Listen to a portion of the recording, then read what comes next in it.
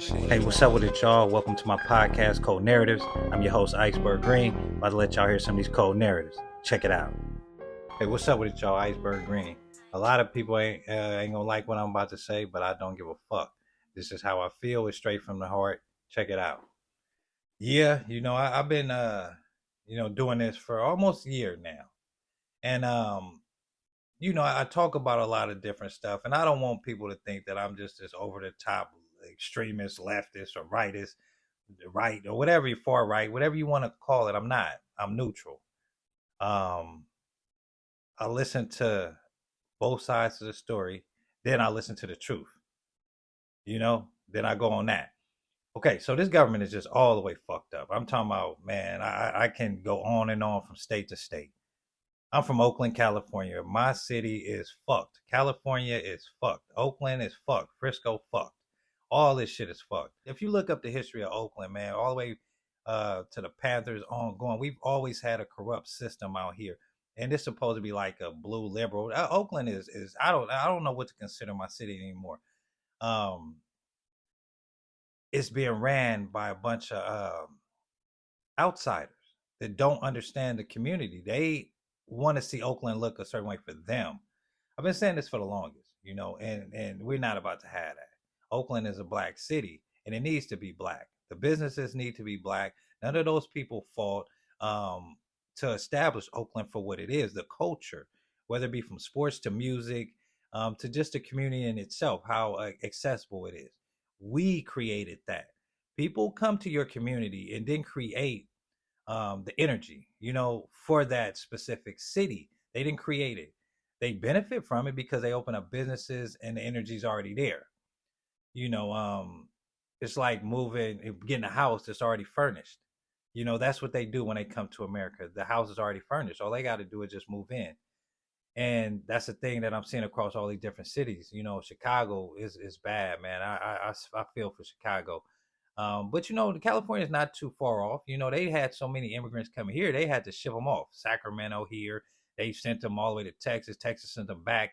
So it's a shuffle with that right now, and we all are suffering because all our resources are getting sucked. They're spending millions and millions of dollars to establish these people in our country. Excuse me, these immigrants, these migrants into our country. They're doing a whole lot to establish them in our country. That we pay tax for. And I'm sure y'all see that shit on the news. Y'all, I'm sure. I mean, listen, let's just keep it real. Whatever side you're on in this war, what's going on is not right. It's not right. That. Whatever side you're on, it's not right. And something needs to be done. Everybody on this planet knows something needs to be done. And that's in a whole nother country. When it comes to America and black people, you guys should know some shit needs to be done with us, for us. If you don't understand that, and you can show so much empathy to another country without showing empathy to your own, it's baffling to me. The shit is crazy.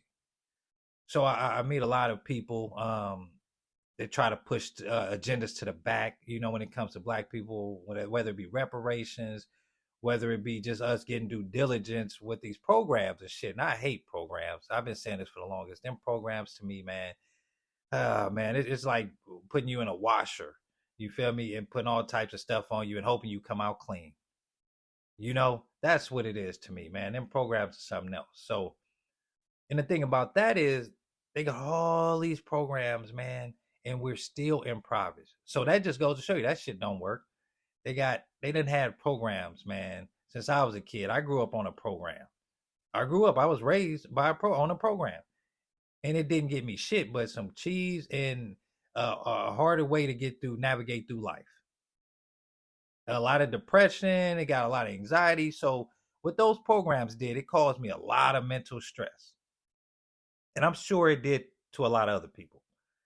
Those programs cause a lot of that mental stress that black people are having. Think about that, y'all. We just gonna put this in context for a minute. Just think about that. And I'm not just gonna speak on black people. Anybody that's been in one of those programs growing up, okay, you felt some type of way. You did not feel equal. Period. And they know that. Once you sign up for that program, they said you are not equal no more. You don't even have a chance right now. You're just here.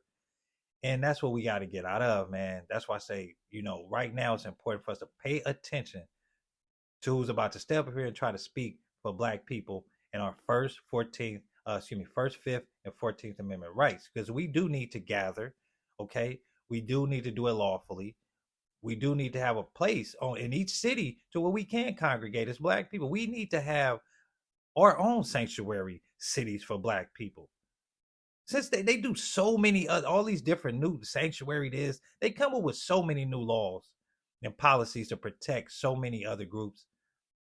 We get the least protection from any policy you can think of. All those policies that I just mentioned are not just specific. They help everyone. There are specific policies in the government that are specifically for different groups. Period. It's in there. For us, we've been in this country since day one. Okay? Since day one. We've been here since day one. That's a fact. Natives, day one. Everyone knows that. We day ones when it comes to America. A lot of these other people are not day ones. So when it comes to, the mob, whatever it is, basketball, whatever, you honor your day ones.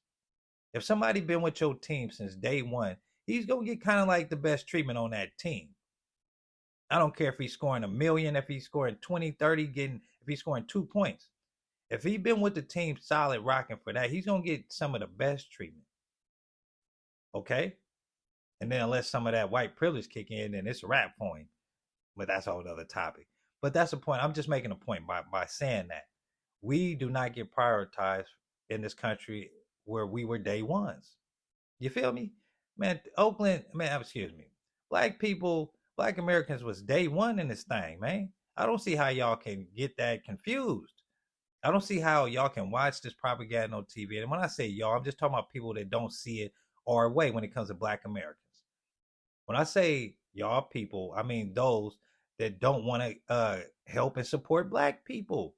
Now, if you're supporting us and you want to see us win and level this playing field, and you don't have that mentality where it's the past, pick up your bootstrap. We done did that.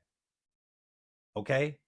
And the past is repeating itself, and it always has with Black people. That's one thing about they say get over the past. But see, the thing is, with Black people, the past repeats itself. And it has consistently. With these other groups, when you talk about the past, what is there actually to talk about in their past? Besides, they either fled, they don't really know their culture. We can actually trace some stuff based on these last names these white folks gave us. We can trace some stuff. You feel me? We can trace some stuff, man. That's one thing about it. That's why we day ones. We got these names, man. This ain't my name. I mean, this was given by, you feel me, probably some white supremacists, man. It's a name. It's an American name, probably came from Germany or somewhere, man. Okay? So let's think about that for a minute. We day ones in America, man. All these other groups, y'all not day ones, man. Let's just keep it a buck. Y'all not day ones to America, man. Y'all like day 3, day 4s. You feel me? Y'all not day ones, man. So, like I said, man, we need to focus on ourselves. We do not have a dog in this fight.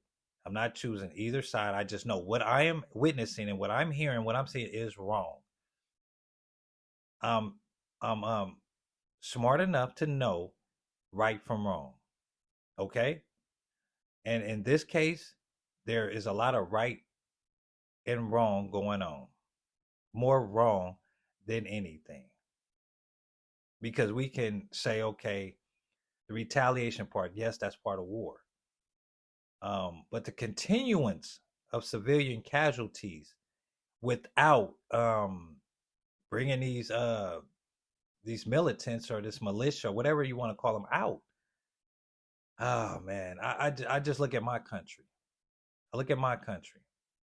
I want to thank you all for tuning in. I also want to say God bless those going through the struggle. And make sure you watch out for them cold narratives that the government trying to push on us, y'all. And to all my Black people, I will be nothing without y'all. God bless you all.